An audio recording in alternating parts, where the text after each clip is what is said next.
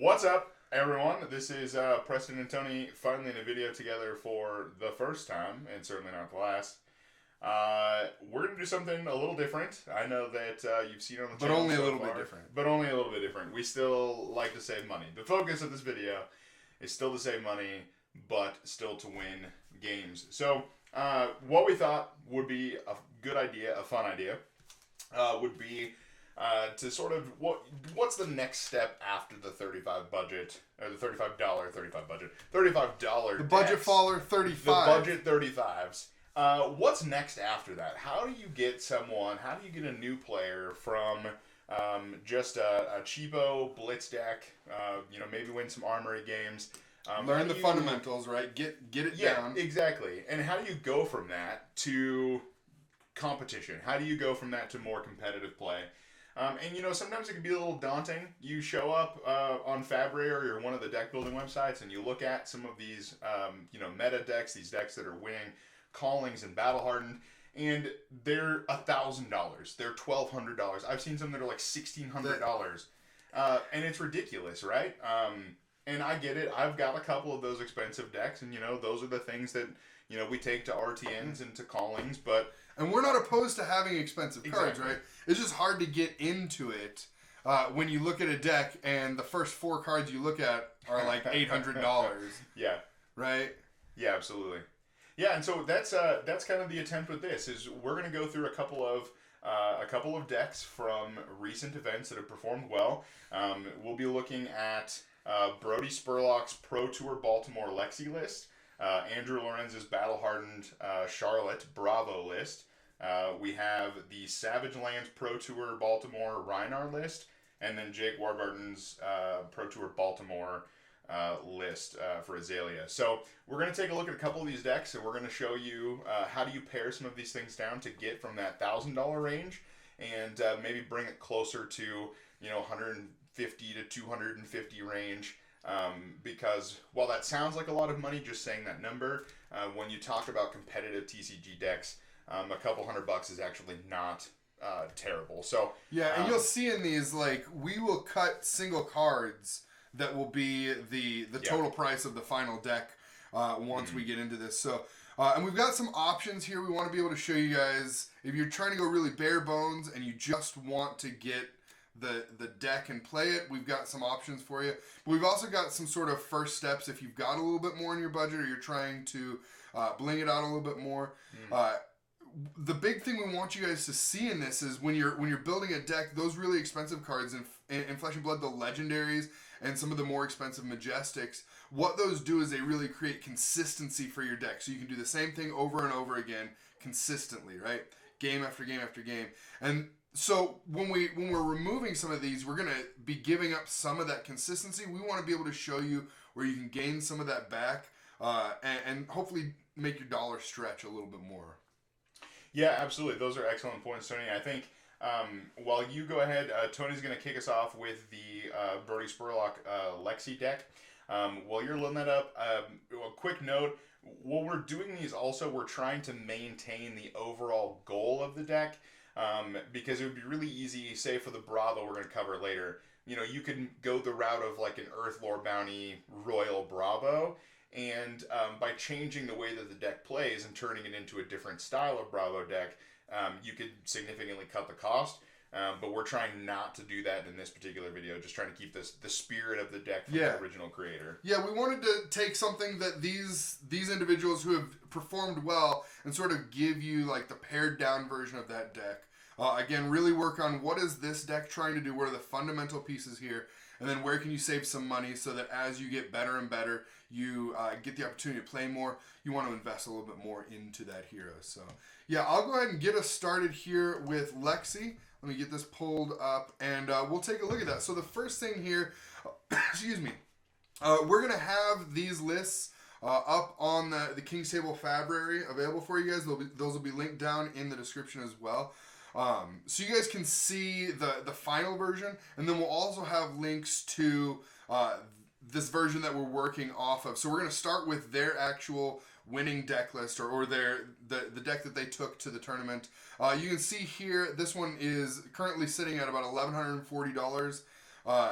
that's quite a bit if you said you wanted to get started with a game, and the buy-in price tag was almost $1,200. So we're going to take a look at a few things as we go through here.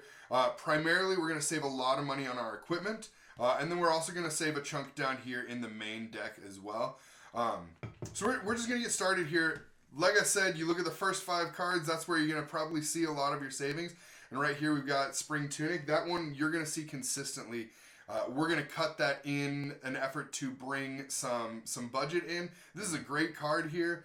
Spring Tunic is great for consistency. Spring Tunic is great. It gives you a blade break, or a 1 block with the blade break. I'm literate. I can read. It's fine.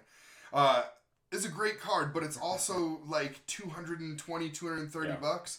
And so it's hard to say, like, I'm starting out in a game, I'm going to my first event, I want something like this. So we're going to go in here, we're going to jump into the editor here in February and just work on breaking some things down here. So I've taken some notes on the things that I would remove or change as I'm building out this list. And that'll give you hopefully a good starting spot here.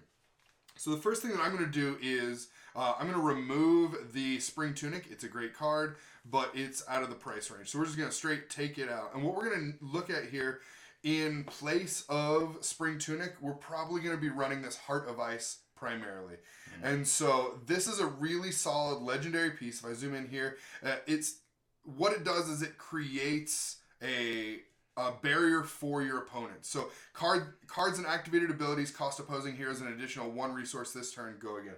So this gives you the ability every time, if you've got an extra resource that turn, to force them to spend 1, 2, 3, 4 additional resources on their next turn.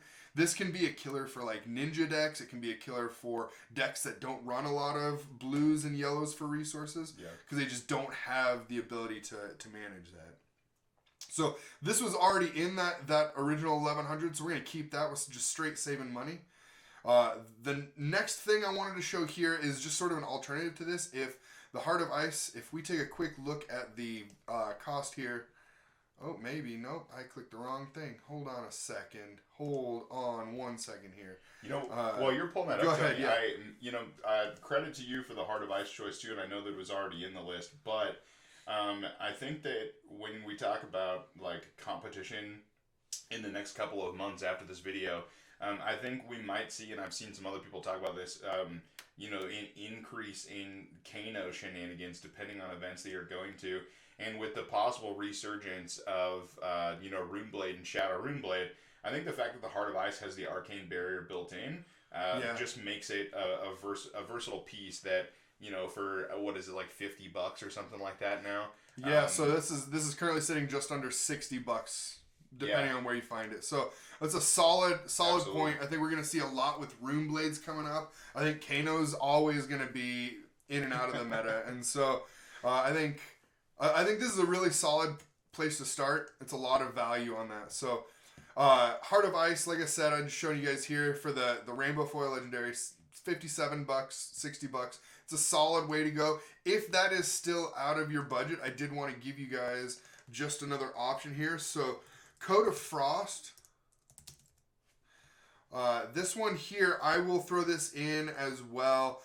This is just a really good option. And this, I think, is typically like $1 or $2. It's pretty inexpensive to find this. Similar sort of thing. So as an action, destroy Code of Frost, create a Frostbite token under the target hero's control. So it's just a single turn. It's not every turn, but it does give that opportunity to maybe take some of the tempo back. So if that one's out of your price range, this is the next best. Yeah. Next cut we're going to make here is New Horizon. This is another $240, $250 card, depending on where you get it. Solid card, lots of consistency, but our whole deck isn't going to cost that much when we move this. So we're going to pull that one out. And I've got really two options that I kind of thought really made sense here. So the first one is this Mask of Malicious Manifestations. It's not quite the same effect, but it does say, put a card from your hand or arsenal on the bottom of your deck. Destroy Mask of Malicious Manifestations. Reveal cards from the top of your deck until you reveal an attack action card. Put it into your hand, then shuffle. So what it allows you to do is if you've got a dead card in your arsenal, you can get rid of it with this. It's a great way to be able to save yourself from a dead hand. And then also it does have a block 1 with the blade break as well. So it's a good option. The next one that I like in here is... what is that one called? Honing Hood. That's the one I'm looking for. And this is another generic piece. Destroy Hunting Hood, return all cards in your arsenal to your hand, then put a card from your hand face down into your arsenal.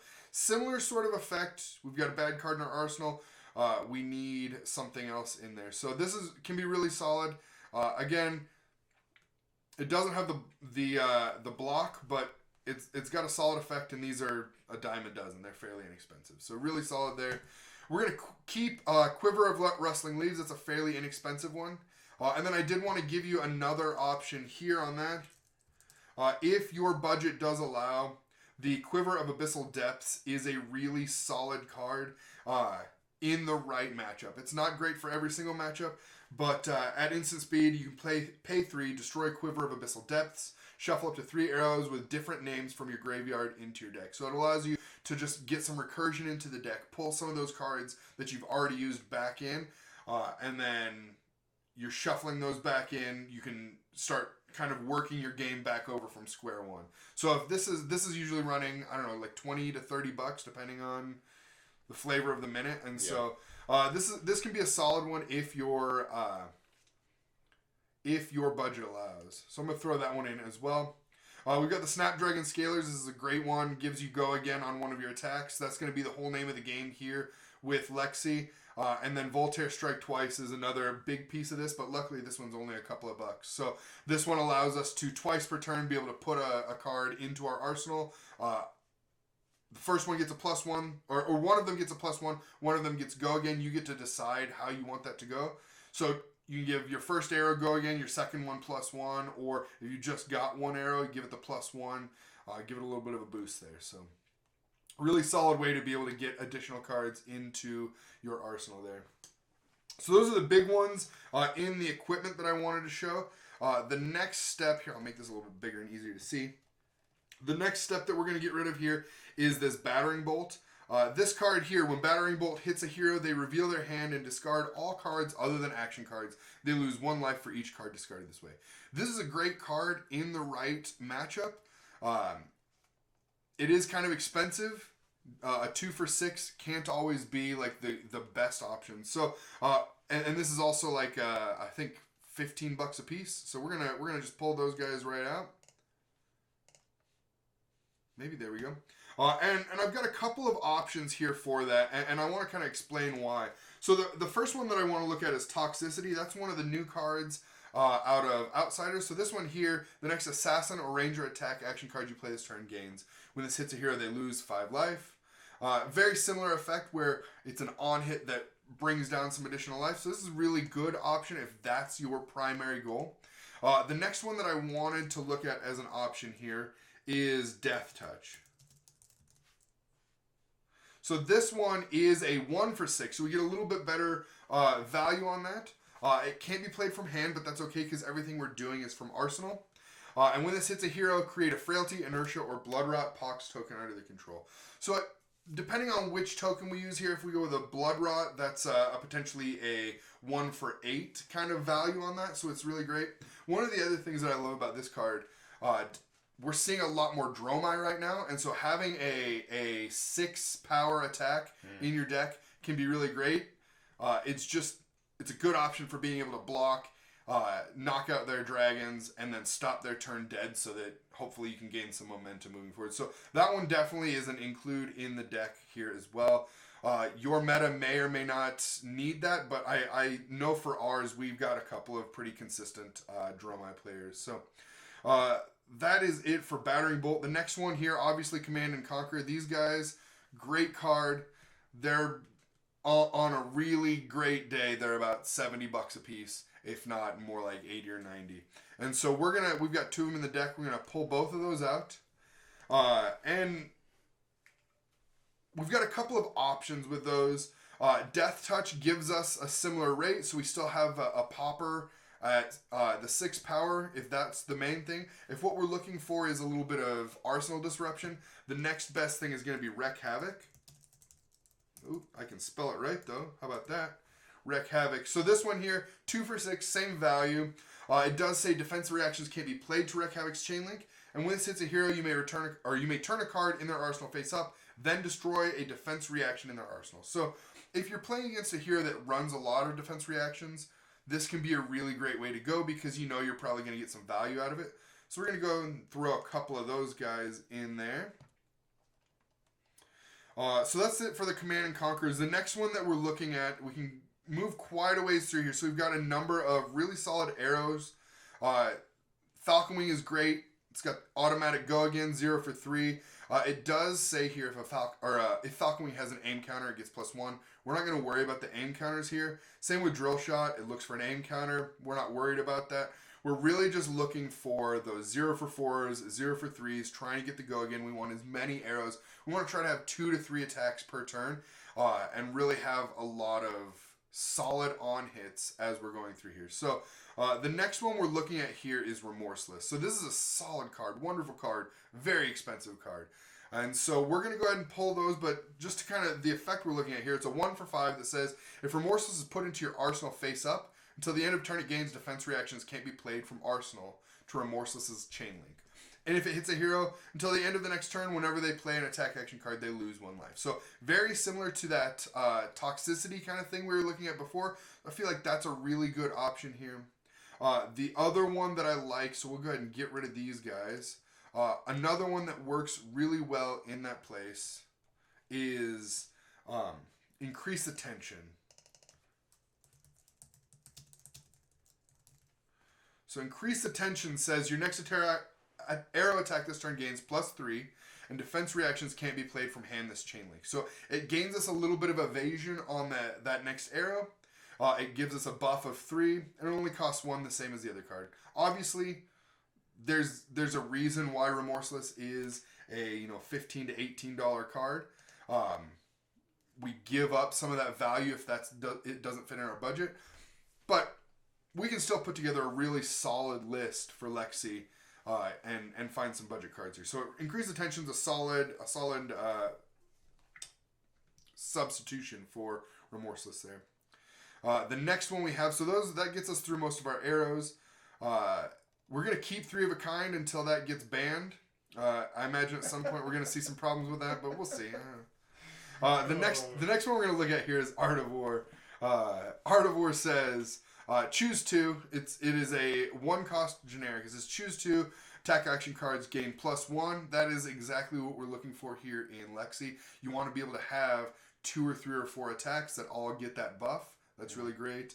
And then it says you may banish an attack action card from your hand if you do draw 2 cards. Those are the 2 modes that typically I've seen people choose with Lexi because you're gaining the ability to hopefully grab 1 or 2 more arrows and just really go as wide as possible while giving them that buff. But these again are like $45-$50. So we're just gonna go ahead and pull all of those guys out of here. This one is really tough to find substitution for. There's already one in the deck that I think does a pretty decent job, and that's Rain Razors. It says arrows have +2 while attacking this turn. So there's a lot of value in that. We're going to keep that in the deck. The Art of War sort of gives us an additional boost on top of that. But the one that I think sort of makes the most sense is actually going to be another arrow. Headshot. Nope, there's a space in there though. How about that? Headshot. So Headshot is a 1 for 4. It says if Headshot is put into your arsenal face up, it gains +2 until end of turn. So that turns it into a 1 for 6. If we look at Voltaire, actually, it already puts it into the arsenal face up. So we could actually use that as our second arrow and give it the +1. And so now it's coming in as a 1 for 7, which is a really, really solid value, especially for a lot of the ways that we've seen Rangers play up until now, where they really haven't had the value that we've seen for some of the other heroes. So that's a really, really great option. Not as good as the other, but it's the best we can do, right? And then the final one that I want to kind of make bring to the forefront is Codex of Frailty. Another really solid card. Each hero puts an attack action card from their graveyard face down to the arsenal. Each hero that does discards a card. Create a ponder token under your control and a frailty token under each opponent's control. And so that's another opportunity for some recursion to get arrows back. It also gives us some card advantage. If we're able to play this as the last card in hand, put that other one in, and then fire another arrow. But again, these are $30 to $40 a piece. So we're going to pull the 3 of these, and we're going to grab one of the other codexes here. We're going to grab Blood Rot. So Blood Rot, similar sort of a thing. It's a 0 cost. Says each hero puts a card from their hand face down into their arsenal. Create a ponder token under your control and a Blood Rot Pox token under each opponent's control. So it doesn't give us quite the same card advantage that we were getting before, but it does give us something. It's a way for us to be able to reload from hand if we, for some reason, don't have anything there. And then on top of that, it does give us a ponder token and a Blood Rot Pox on our opponent. So these are really great and very, very affordable right now. The Codex of Inertia, we do currently have one of those in the deck. So this one reads, here, let me get that pulled up, maybe. Is it going to work? There we go. Each hero puts the top card of their deck face down into their arsenal. Each hero that does discards a card. So again, it's got that potential for card advantage where when we play this, we can try to sequence it so that it's our last card in hand. We're no longer having to discard a card. And then we create a ponder and we give our opponent an inertia. This is really good. There is one currently in the deck. This is a couple bucks cheaper, so it could be another option for you to be able to pull that in if you're ordering cards. So that gets us, we are just a little bit over on our total card number here, but that is because we do have a couple of options. So I did bring in, a couple of the quivers. We've got some different options for some of the things that we're looking at substituting. So what we want to do is give you a really good base to start from. Take a look at your meta. What are other people playing? What are your friends playing? And what's going to give you the best opportunity here? But really with this, what we're looking at is trying to get 2 to 3 to maybe even 4 arrows into each turn, using Voltaire to be able to reload a couple of times, give us go again, things like that. And then occasionally we do have some ice cards here. So with Lexi's hero ability, it says once per turn, turn a face down card in your arsenal face up. If it's a lightning card, your next attack gains go again. That's not going to be an issue. If it's an ice card, create a frostbite token under the target hero's control. So that can be really helpful, again, creating some of that tempo advantage where it costs them. They're losing a resource on their first action on their turn. So that is what I've got for you for Lexi. That does bring us down to $200, you can see. And we take a look at the pricing. That's crazy. The Heart of Ice is the big one there. The Quiver of Abyssal Depths, but we talked about some options for removing those. That's going to take about $80 off of that, so you're down to about $120 for a deck that really is going to be a solid opportunity to learn how to play Ranger and pick up some skills that as you build your budget and as you build your collection, you've got something that's really solid. So that's what I've got for you there. We're going to head over. Preston's going to tell us about Bravo. All right, so Bravo, this one is, as you can see right here, we're taking a look at this Battle Hardened list from Andrew Lorenz. Right now it's sitting at $940, and it's actually not that hard to get this into a more comfortable range and still have a powerhouse of a Bravo deck.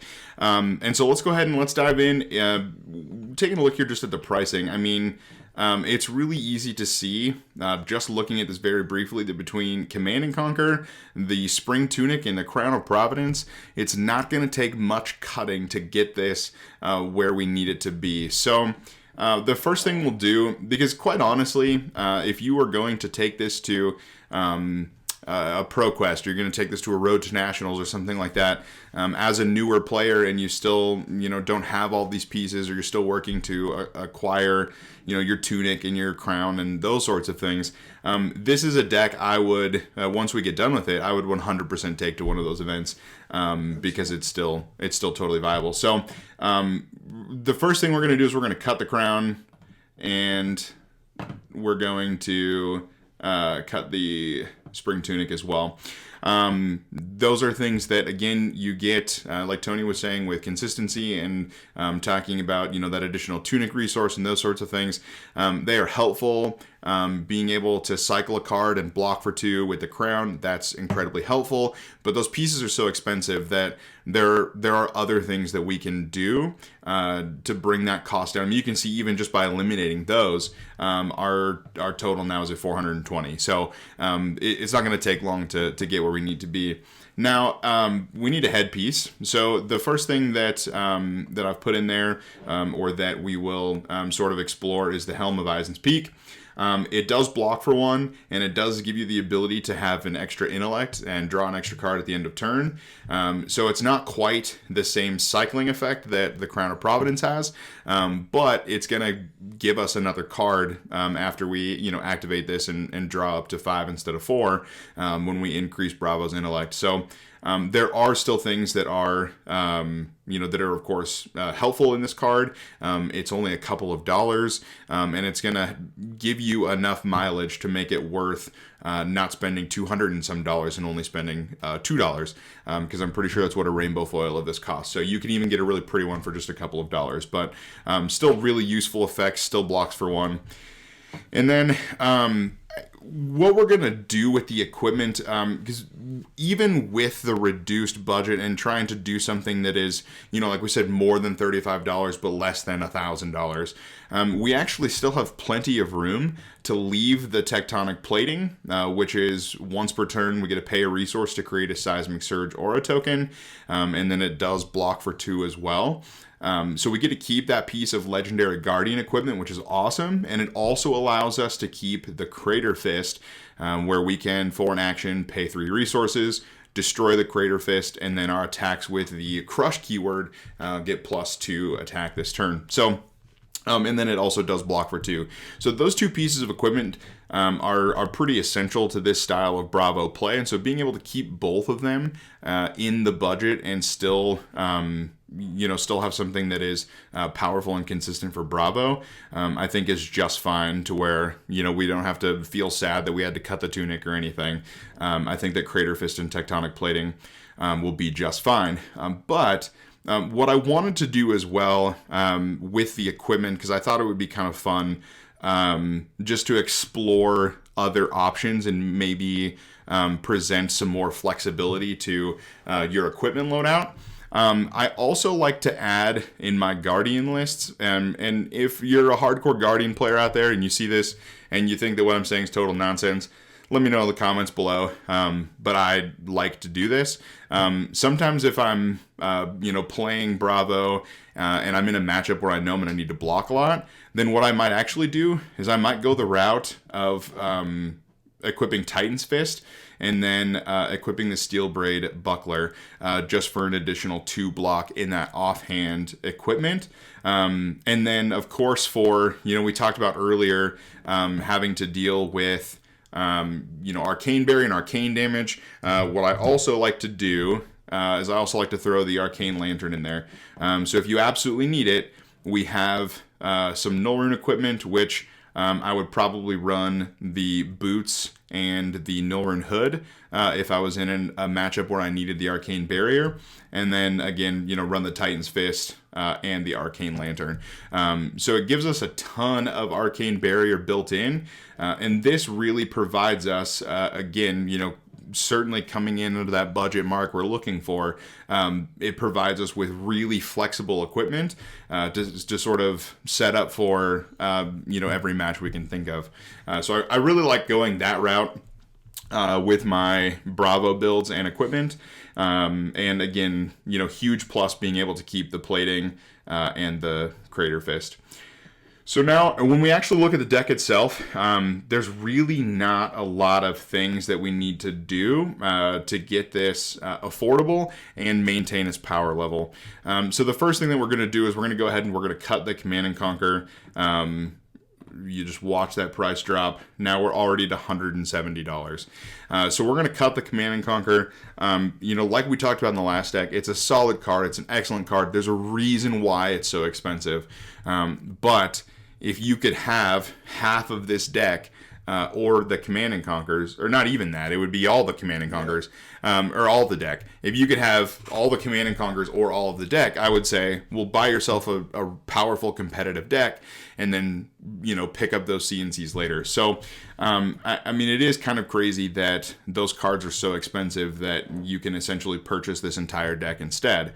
And that's a real testament to Flesh and Blood and Flesh and Blood's game design, and I really appreciate that that this deck can be picked up for $170.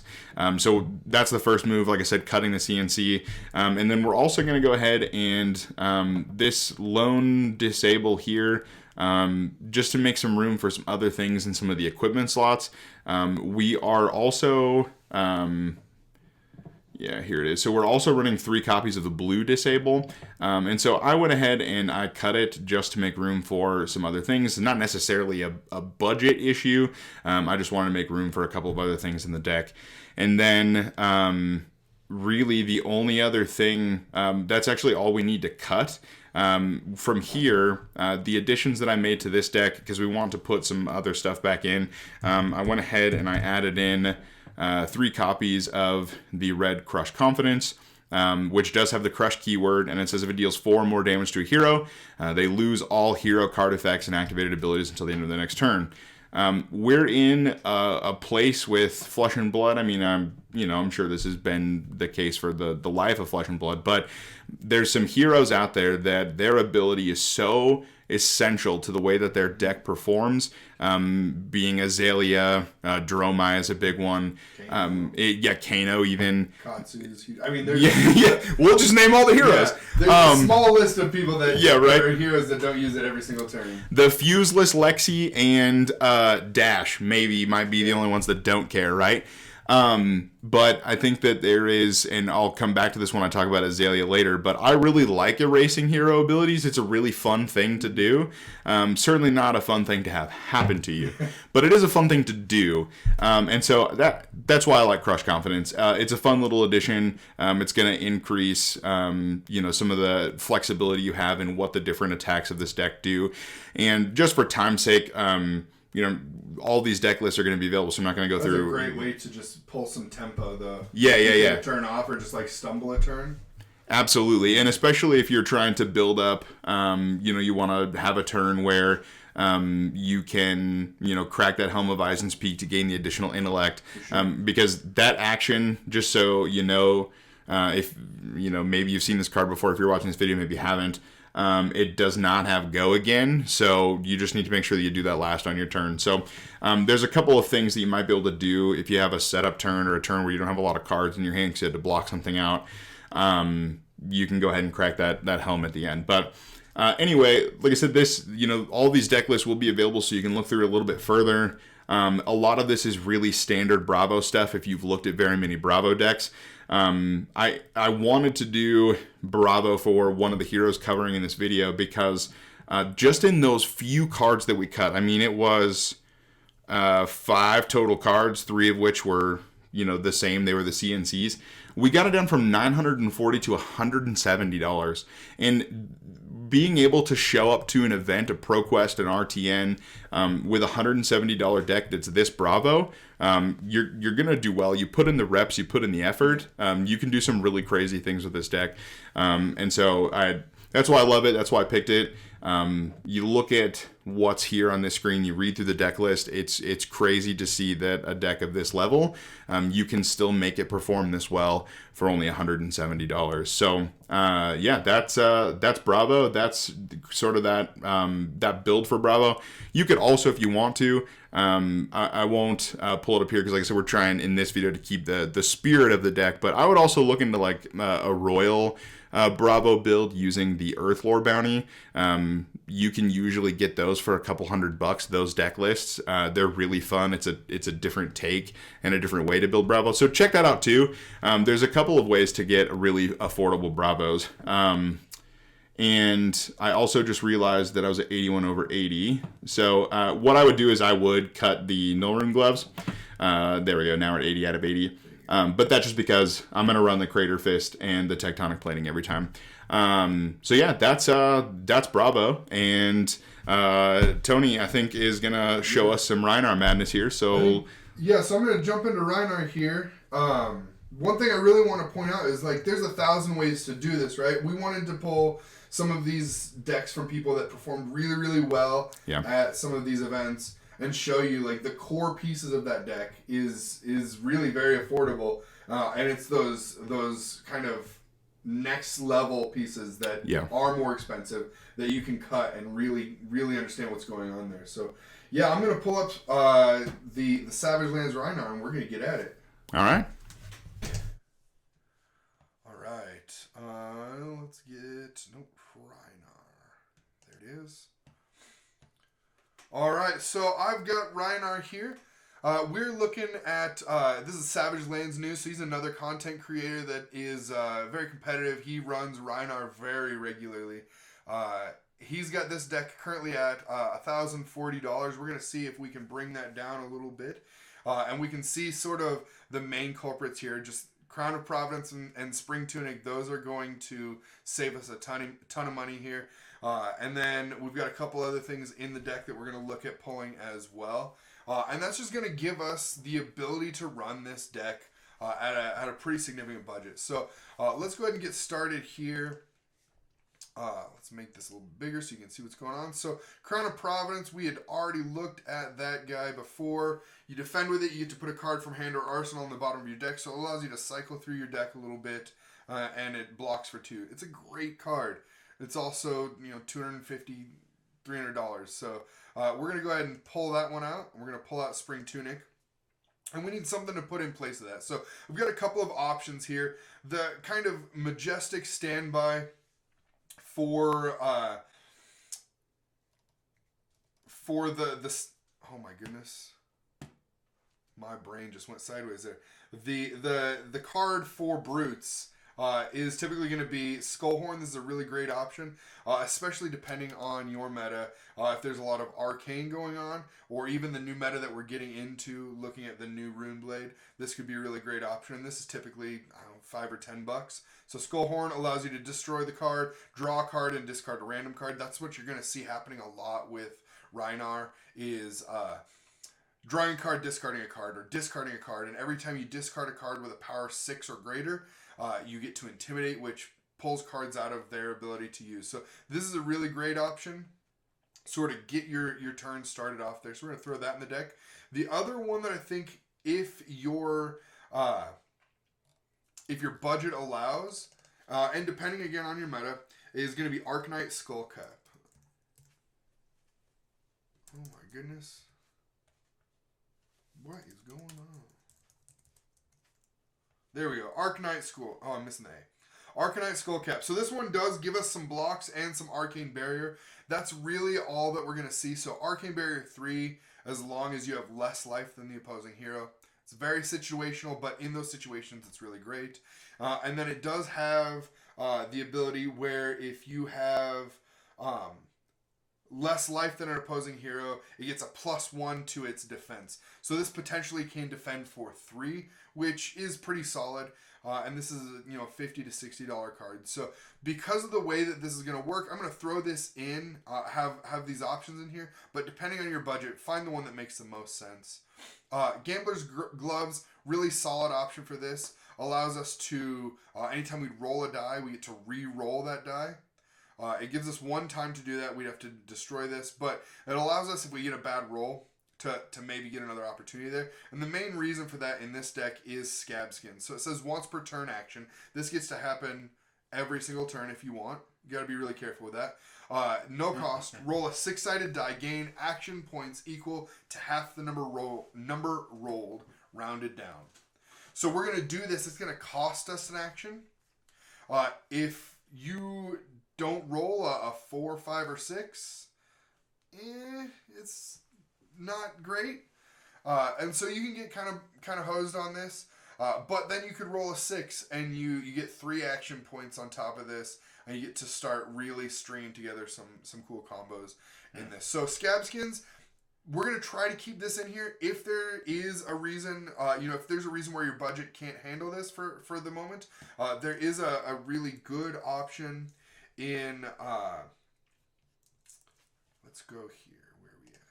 So it's Beaten Tracker. So this is just a common piece. Whenever you discard a random card with 6 or more, you may destroy it and gain 1 action point. Super consistent. Anytime you discard a card, which is exactly what Rhinar is trying to do anyways, you get an action point 1 time. And then it does allow you to block for 1, and it is battle worn. So you even get to block for 1 and still use that effect. I run Beaten Trackers in my Brute decks currently, and so it's a really great option because it is super consistent. You want to be really careful with the scab skins for sure. But this is about $50. This is about $1.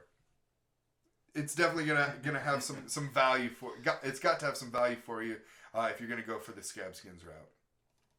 So that's it for equipment. That's where we are there. With Spring Tunic, we've already got Hardened Crossstrap in this. Destroy Hardened Crossstrap. The next attack action card you play this turn costs 2 less to play. So we're really gonna save this for our big turns where we're gonna run our Blood Rush Bellows. This is going to allow us to be able to get into some of those really big turns at a discount. The nice thing about Spring Tunic is that every 3rd turn we get a resource. So there's consistency in that. One thing that we do have in this that is, I think, going to help offset that a little bit, and that's already in this deck. If we come down here to the sideboard, I believe we've got Skullcrack. And so Skullcrack says, when Skullcrack is discarded at random, gain a resource. So this is a card, it's a really solid card to play, a 2 for 6. It's very on rate. But that additional resource, if it's discarded, which is what we're trying to do with Rhinar anyways, we're going to gain that resource. It's a really solid play. So it's not an exact 1-for-1 swap, but it exists, and it's certainly helpful. So the next big piece that we're going to be removing here is down here in the sideboard. We've got Command and Conquerors. We've already talked a lot about that. So we're going to remove those guys. And we kind of have already talked about some of the options for that. Wreck Havoc is a really solid one. Another one that I like, and Preston kind of alluded to it, is Humble. So Humble here, we've already got it in the deck. When this hits a hero, that hero loses all abilities until the end of their next turn. So that gives us the ability to hopefully gain some tempo where they have to take a turn off, or they're just less effective on their next turn, and we can jump in and kind of take it back. So I'm going to go ahead and throw a couple of Wreck Havocs in here.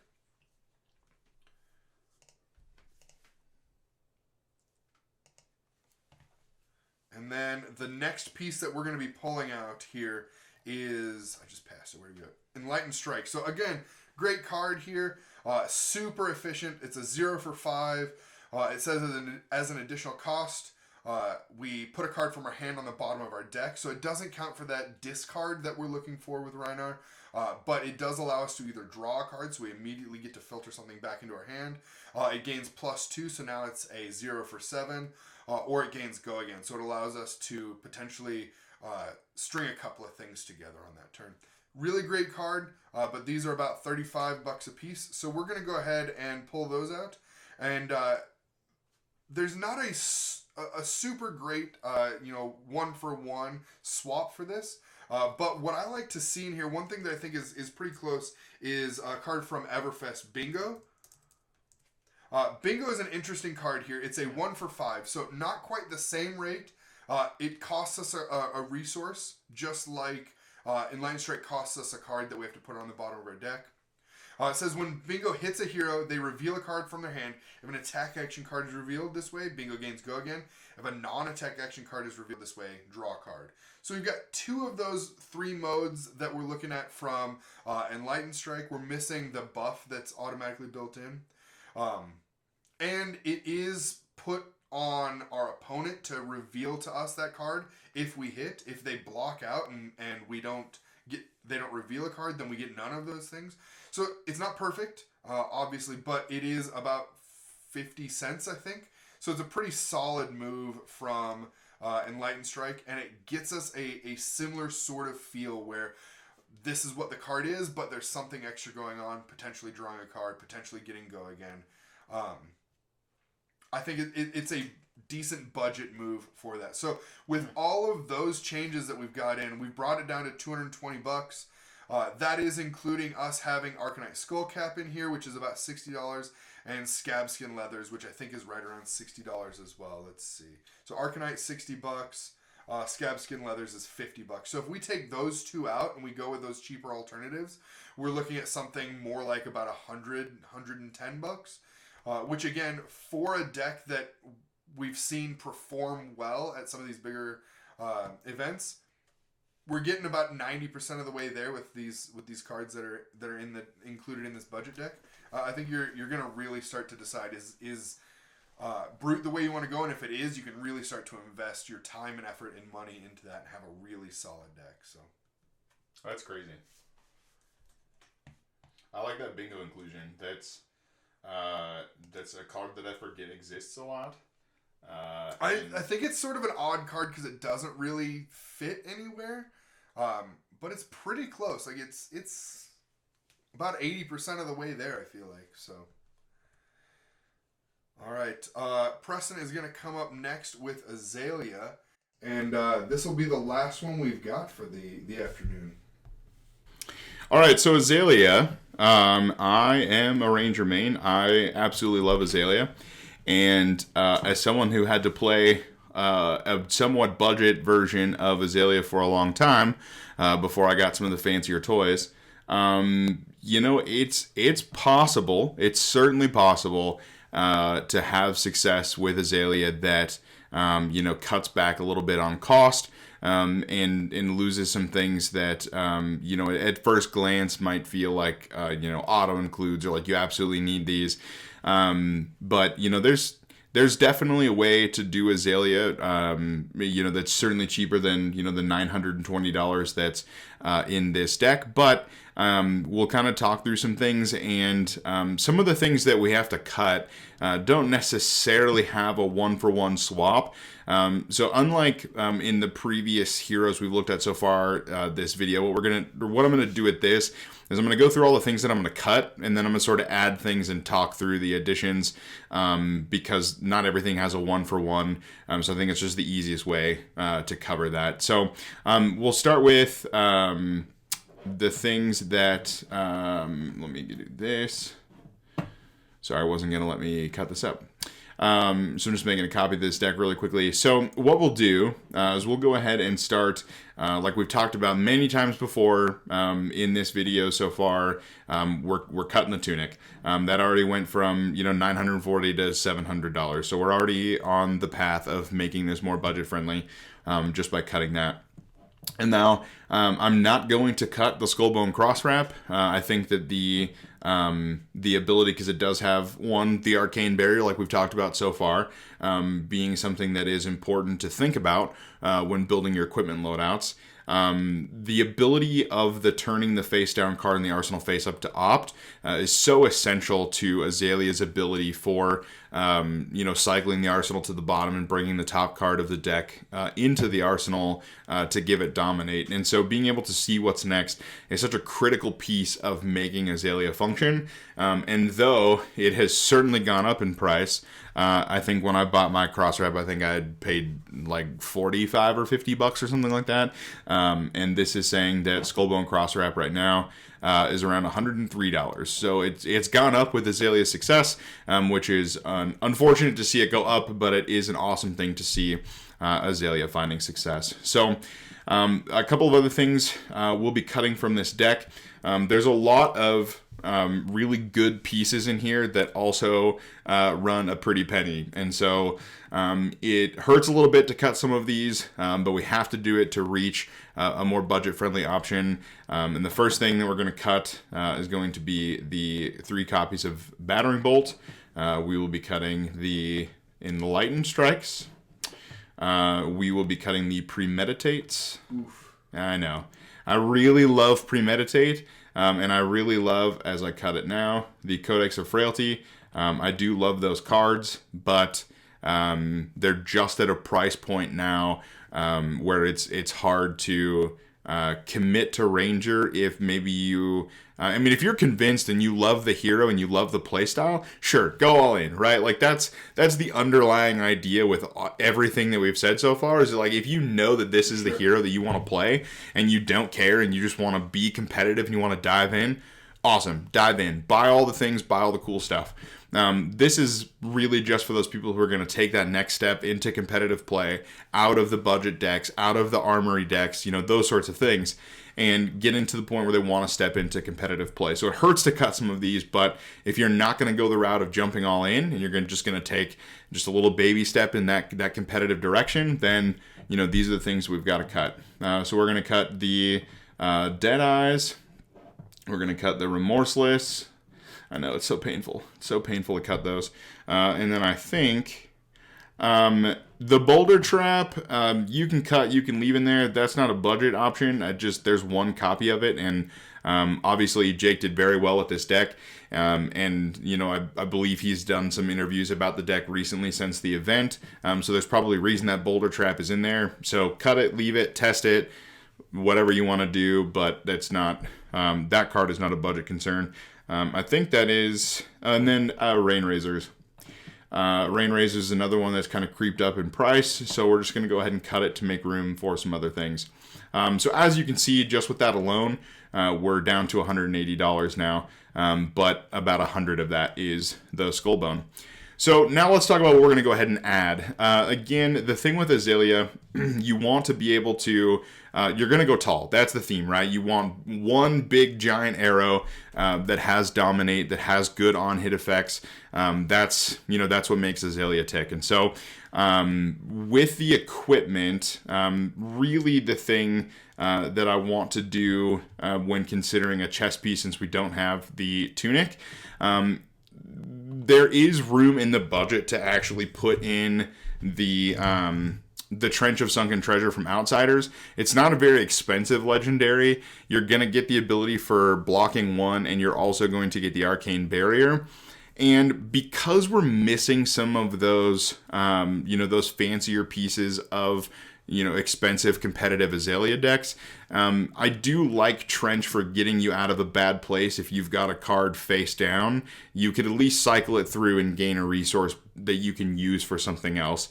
You can use to, activate the bow or something like that. And so it's not perfect. It's not a direct swap, but it does allow you to purchase a legendary. The art's really cool. It's a cool card. It's got the Arcane Barrier, like I said. And so it does have some utility. The other option, if you want to go super budget friendly and you didn't want to go that route, you could also do something like a Blossom of Spring.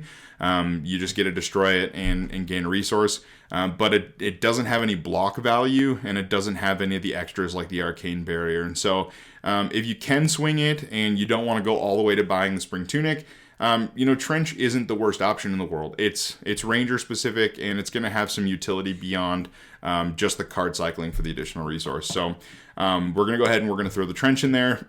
And then Death Dealer is a fantastic bow, and this isn't even necessarily a budget conversation. It's just maybe something to consider because we're getting rid of the E-Strikes. We're getting rid of some of the more expensive cards. We're getting rid of some of those, more devastating on-hits with those expensive things.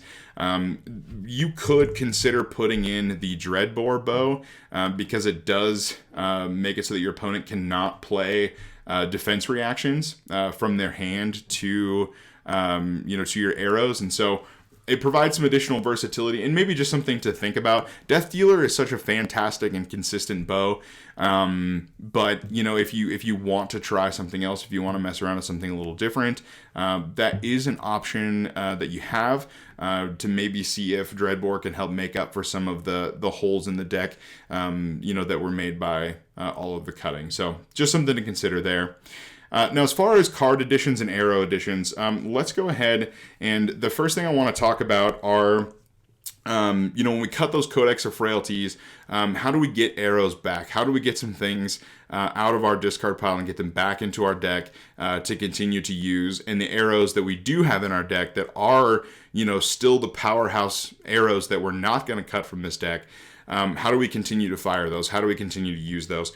So the first one, not Mermaid Ground, Memorial Ground, Memorial Ground is great. We're going to do the yellow copy because it allows you to put target attack action card with cost 1 or less from your graveyard to your deck, the top of your deck.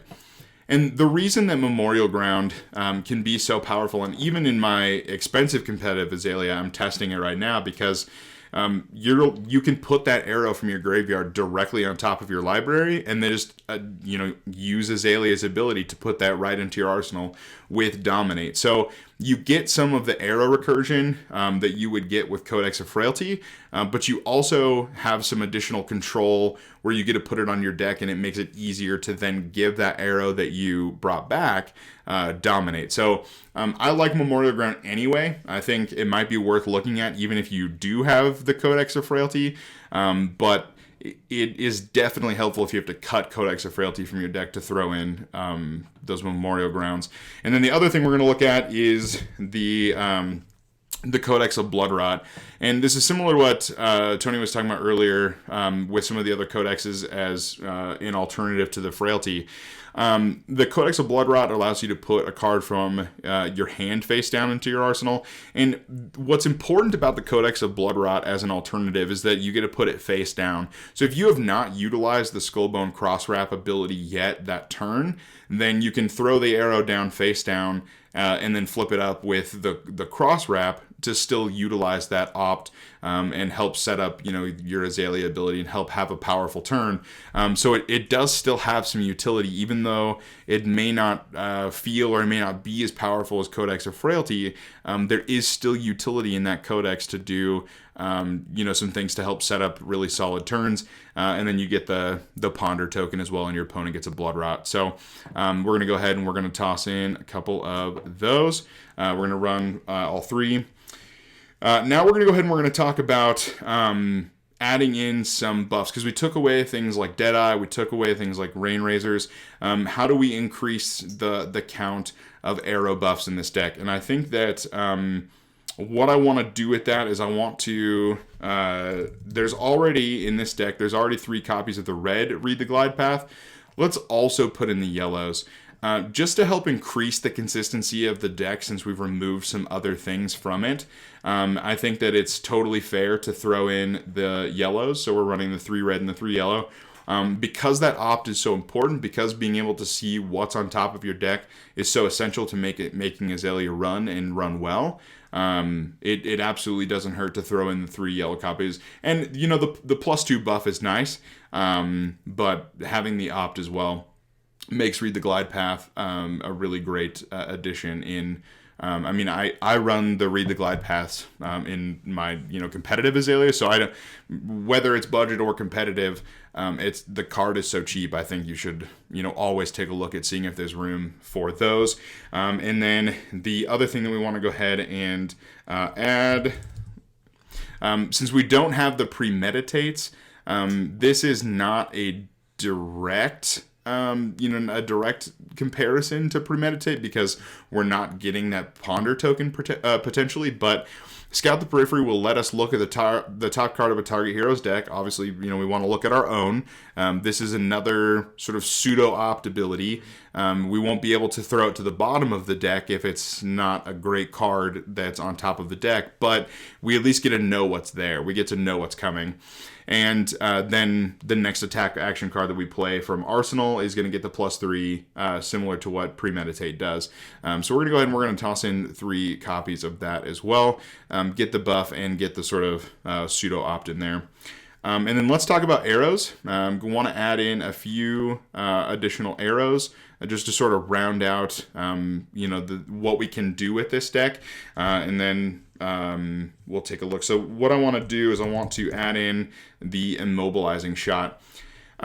Because we had to cut the Remorseless, and again, this isn't an exact comparison to the Remorseless ability, and it's probably actually more similar to Red in the Ledger, but because we're still running the Crow's Nest, we have the ability to put aim counters on arrows.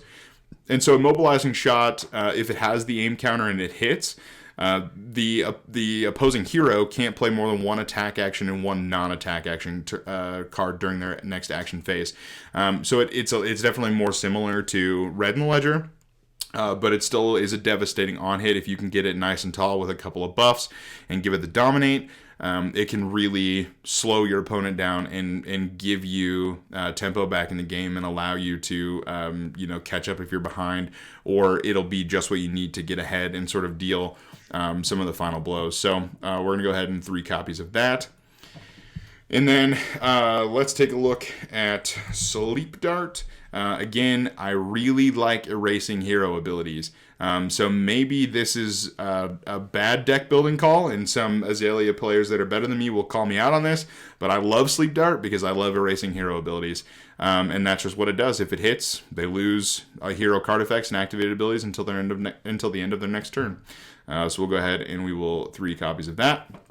And then the last arrow that you should consider, this is one, not Widowmaker.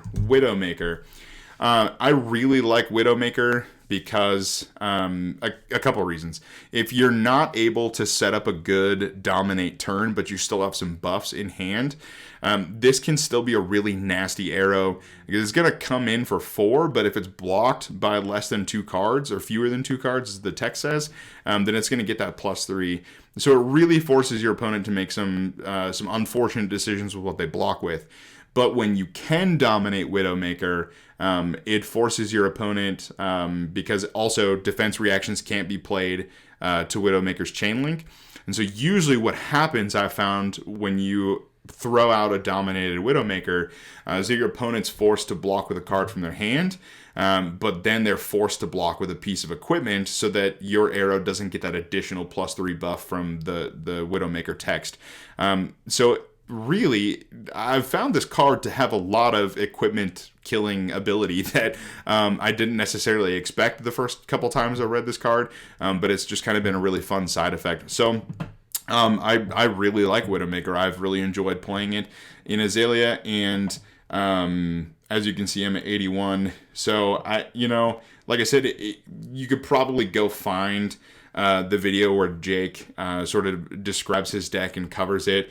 I'm going to cut the boulder trap just for the sake of getting us to 80. You could probably cut something else, whether it be in there too, so you could cut a bow depending on what your meta is going to do. Right, exactly. So there's some flexibility with the bows too. If you don't actually want to experiment with Dreadbore and you want to keep that trap in there, then that's totally an option. But with this sort of Azalea build, and again, I think what's really important to note, because it's easy to talk about, oh man, we had to cut the Tunic, we had to cut Remorseless and Rain Razors and Deadeye, and those are all amazing cards. But we should also take a look at what's left. We get to keep Knock the Death Whistle. We get to keep Red in the Ledger. We get to keep things like all the Bolden Shots, which they're not expensive, but they're important and they can do some really fun things in conjunction with the Snapdragon Scalers. So I think the big thing is at that budget you still get to keep the cross wrap, which is huge. Yes, the cross wrap in Azalea is amazing. Yeah, absolutely. And so when you look at being able to keep the cross wrap, keep the Red in the Ledger, and keep Knock the Death Whistle, I think you still have the bones to make a really solid Azalea deck. And I mean, running a deck similar to this, just to sort of talk about like the budget options like Memorial Ground. The other night, Tony and I were playing, and I fired not Red in the Ledger 3 times. I fired the same copy of Red in the Ledger 3 times between codexes and the Memorial Ground. So there is still plenty of mileage to be had with this sort of Azalea build. And for $240, which I know is at the higher end of the decks we've talked about, but Azalea is just in a spot, and especially since she started, getting good, she's just in a spot where a lot of her pieces, cost a decent chunk of change. And so $240 for a solid Azalea build is still not terrible. And you've got 2 legendaries, 2 legendary pieces of equipment, and you have a lot of versatility in the on hits that this presents. So, and that's basically a fourth of where it started out at, right? It was right under $1,000. Yeah, exactly. I think it was $940 if I remember correctly. Yeah, I mean, massive savings. Yeah, absolutely. And so I hope that as we wrap this up, I hope that this is A chance for you to see a couple of, budget passionate, new player passionate dudes talk about how you can take a deck that is $1,000 and keep most of its spirit alive for $200, or Tony was able to, with a couple more cuts, to get one down to $120, $130. You can really do some insane stuff with with not a lot of money. And I saw a comment today even on a YouTube video or something. Someone was talking about Flesh and Blood's card pool. Yeah. And I mean, maybe I could possibly understand what this person was talking about, but I think what people do is they just look at these competitive decks. They come on February and they look at, the top 8 of PT Baltimore, and they're like, that number's too much. I can't do that. Yeah, that's such ridiculous. Such a pay-to-play game. Yeah, pay to win. You gotta buy your way into the win. Like, I thought Flesh and Blood was cheap. And the reality is, it actually can be. Yeah. So, I hope that, again, if you're looking for entry level, you're just starting Flesh and Blood, we'll link to our series. We've got a couple videos out now for $35 deck techs, help you win some armories. This is going to be something we're going to be doing after larger events to say, how do you take, meta decks, how do you take tournament winning decks and make it something that a newer player who wants to get into the competitive scene could show up to a ProQuest, could show up to an RTN, and actually put up a pretty good fight. So yeah, I think what we've done here, hopefully, is if these weren't the 4 heroes that you're looking at building, it's giving you the ability to look at this and say, okay, what's really going on from a budget perspective here? What can I pull out, and can I go find something important in that card that I can replace at a budget? And if you can do that enough, you can get a deck that maybe can't get a huge turn every single turn, but you can get a deck that has 1 or 2 really big turns. And really, all those legendary pieces are doing is they exist so that you can have those 1 or 2 big turns anyways. It's just giving you the ability to get that a little bit easier. And so whether you're running the high dollar legendaries or some of the majestics and rares, and for equipment, even some of the commons can be super helpful in the right situations. And so learning to play around those, building the fundamentals of what the deck is trying to do, and then kind of building your card pool out from there as you get to be part of your local scene, finding friends who are selling cards. You can get a really good deal there. Waiting for, as the meta changes and some of those cards go up and down in value, buying when they come low and ready for your deck to be really solid when the meta kind of takes a swing and a new hero exists, or they ban a particular card, or that they've done a really good job over just the last 4 or 5 months of making huge impacts to the meta and going from a Oldhim dominated meta to a Ranger dominated meta to now it's all about Lexi, but then Oldhim won the Pro Tour, and so it's kind of all over the place. And I hope that you guys saw that. If we didn't cover something that you were hoping to see, let us know in the comments, and on our next series or our next video we'll hopefully hit a hero that you're hoping to see covered on a budget. Yeah, absolutely. And remember, comments on YouTube, at King's Table Games, on Twitter. I check our Twitter all the time. We'd love to have conversations about Flesh and Blood. If you're a new player, you want to discuss, some of the things we presented in the $35 decks. You've got some questions about these decks. Please don't hesitate to reach out to us. We love Flesh and Blood. We love talking about Flesh and Blood, and we really love helping new players get started. So thanks so much for watching this video. We appreciate all the time you spent with us. Have a great morning, evening, afternoon, whatever time you're watching this, and we'll see you next time. See you guys.